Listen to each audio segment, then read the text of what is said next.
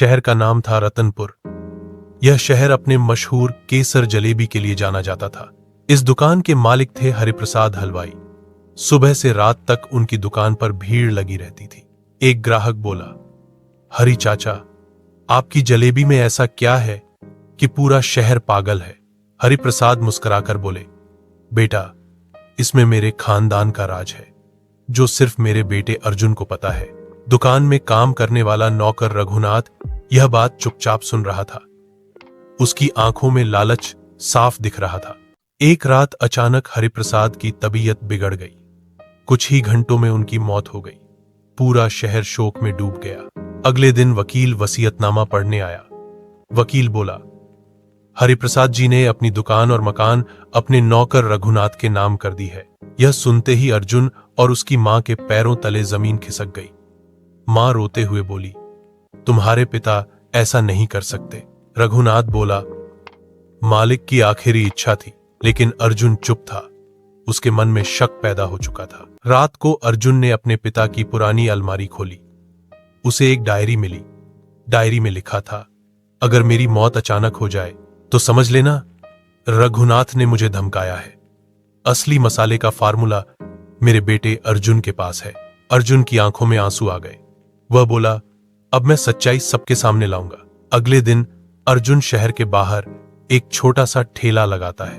पहले दिन सिर्फ 2 ग्राहक आए, लेकिन जैसे ही उन्होंने जलेबी खाई, अरे ये तो वही पुराना स्वाद है। धीरे धीरे भीड़ बढ़ने लगी। लोग बोले, रतनपुर को अपना असली स्वाद वापस मिल गया। उधर रघुनाथ की दुकान खाली होने लगी। रघुनाथ गुस्से में बोला, उस लड़के के पास जरूर सीक्रेट है। उसकी आंखों में बदले की आग जलने लगी। एक रात अर्जुन घर लौटा तो देखा मां और बहन गायब थी। घर में एक चिट्ठी पड़ी थी, अगर उन्हें जिंदा देखना चाहता है तो फैक्ट्री में रात 12 बजे मसाले का राज लेकर आ। अर्जुन कांप गया। उसने मसाले की डिब्बी उठाई और अंधेरी सड़क पर चल पड़ा। हर कदम के साथ उसका दिल जोर से धड़क रहा था। फैक्ट्री के अंदर घुसते ही पीछे से किसी ने सिर पर वार किया। अर्जुन बेहोश हो गया। जब आंख खुली तो देखा मां और बहन जंजीरों से बंधी थीं। सामने रघुनाथ खड़ा हंस रहा था। अब मैं इस शहर का राजा बनूंगा, रघुनाथ बोला। गुंडे उन्हें तेजाब के टैंक की तरफ ले जाने लगे। तभी एक आवाज गूंजी, एक कदम और बढ़ाया तो गोली चलेगी। वह था अर्जुन का दोस्त इंस्पेक्टर विजय। चारों तरफ से पुलिस ने फैक्ट्री घेर ली। रघुनाथ घबरा गया। वह चिल्लाया, मैंने सब किया, वसीयत भी मैंने बदलवाई थी। गुंडों को पकड़ लिया गया। अर्जुन अपनी मां और बहन को गले लगाकर रो पड़ा। कोर्ट में सारी सच्चाई सामने आई। डायरी सबूत बनी। जज ने फैसला सुनाया, दुकान और मकान अर्जुन को वापस दिए जाते हैं। रघुनाथ और उसके साथी जेल भेज दिए गए। अर्जुन ने आसमान की तरफ देखकर कहा, पिताजी, आज आपको इंसाफ मिला। अगली सुबह रतनपुर की गलियों में फिर खुशबू फैल गई। हरिप्रसाद की पुरानी दुकान फिर खुल गई।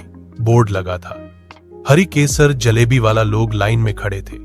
एक ग्राहक बोला, आज फिर असली स्वाद मिल गया। अर्जुन मुस्कुराया।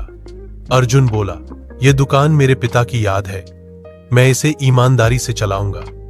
पूरा शहर खुश था और रघुनाथ सलाखों के पीछे पछता रहा था। कहानी हमें सिखाती है, लालच इंसान को अपराधी बनाता है और सच्चाई हमेशा जीतती है।